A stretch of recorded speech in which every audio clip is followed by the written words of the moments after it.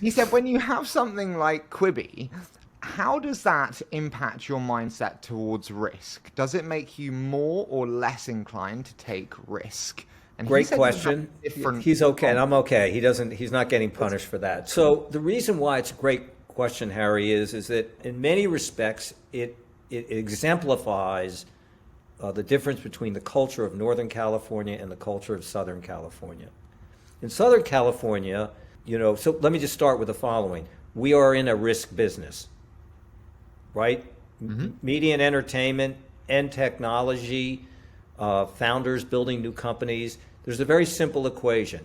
If you want to do something that is original and unique, it equals risk. Yeah. If you are going to do something that is risky, it means there needs to be the provision for failure. If you take out the equation, the ability to ever fail, you will not take risk. If you don't take risk, you'll never do anything unique and original. It's true of every pioneer. Okay, so in the Southern California, in the culture that I grew up in, failure comes with huge public humiliation. Doesn't matter whether you're in front of the camera or behind the camera.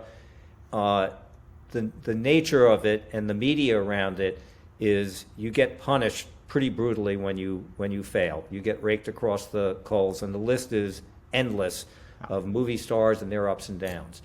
In Silicon Valley, you fail, you get on to the next thing. Failure makes you smarter, makes you stronger.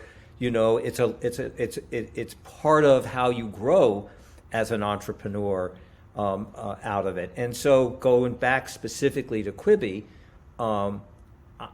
I was never humiliated by the failure of it. I was humbled by it. We never had product market fit. It was a really, really big, bold, audacious, swing for the fence idea. And everybody involved in it understood that. Interestingly, from a content standpoint, I believe it hit a very high mark, and that the quality of work that was done out of Hollywood and out of the best storytellers, they delivered to me. I set a very high bar, they hit it. Where we failed is actually product market fit. And how much of that is, and that's a big, big learning lesson for me. It was designed day one to launch almost like a movie, which is it either opens or it doesn't. And that was a mistake. Obviously, doing it in a on-the-go mobile product during a pandemic where we shut the world down impacted it. But I don't blame it only on that. That certainly was a factor. So a good learning lesson for me. I'm humbled by it, but I wasn't humiliated by it because I thought we did something that we could be proud of. Sujay, what about you? It's almost said that you'd have different answers. So when I was at Dropbox, one of the I won't say who, but one of the largest investors in the world in tech told me that they had run a survey of all the investments they'd ever made. And the founders that didn't actually talk to them, refused to take their calls, were the ones that were the most successful. And they didn't really know how to process that emotionally.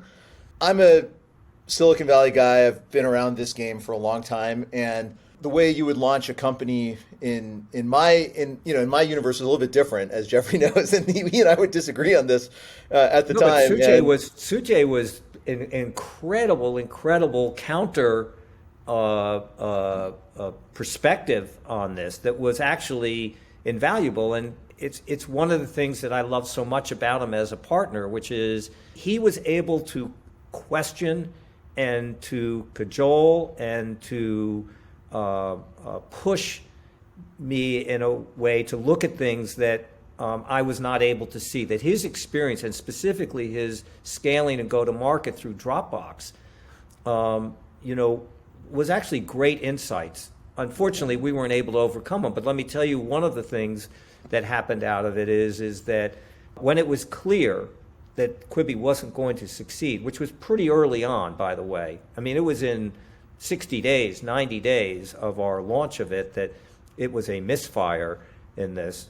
One of the things Sujay impacted on me gigantically is the fact I shut it down as quickly as I possibly could because I wanted to return as much of our money to our investors as we could. We returned $600 million out of the initial $1 billion to our investors. And, So I don't think I would have gotten there without him. Harry, here's the interesting thing. There have been a lot of companies that have raised giant piles of cash here over the last couple of years. I don't know of a single one that is returned their capital to people. They'd rather just sit on it and figure it out. And I think they're doing a disservice to a lot of people. I just got a shitload of negativity on Twitter because I tweeted there is a whole generation of companies that are at Series B stage with money, like capital reserves, because they've raised preemptive rounds and they have no product market fit. We're going to see a wave of Series B investors ask for their cash back.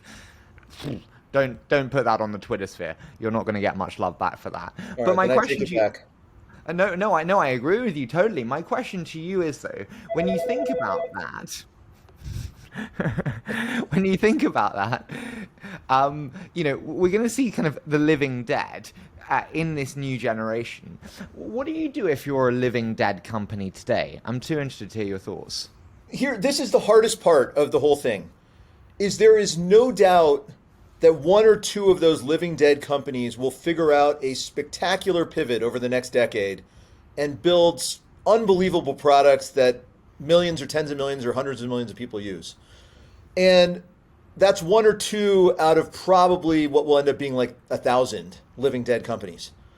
And so the irony of it is that you basically have a situation where the people that should fight on, God bless, go for it, keep trying. But there's a whole bunch of people who are doing it for the wrong reasons. Not that they have some sort of profound idea or some belief in the future, but rather feel some social pressure, or they don't know what else they'll do with their life, or things of that nature. And that's going to be a really bad thing for a lot of people. So, Harry, for me, my pressure was, in my entire career, I have never lost money for somebody who invested or backed me in what I was doing, ever, before this. Which, for someone who spent 40 years in media and entertainment, that's a unicorn. There's not many people that can say that. Yeah. Right? And so for me, actually the thing that was humiliating to me is I lost money. And so to mitigate that as much as I possibly could, as quickly as I could, when I understood we were walking dead, right? We didn't do it prematurely. It was, the writing was clear as could be. This was not going to succeed. That to me was the motivator.